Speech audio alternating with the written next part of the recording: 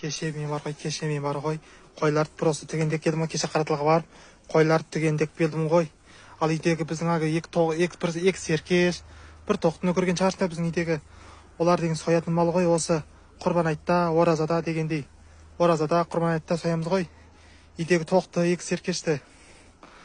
Ал мына жақта Қараталда қойлар бар. Біздің қой дегендей, не? Осы үйде ешкілер бар.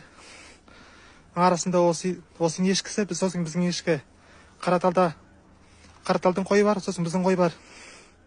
Апаңдардың қой мен біздің қой дегенім қой. Осы үйдің қойы жоқ. Осы үйде тек қана ешкілер ғана осы үйде.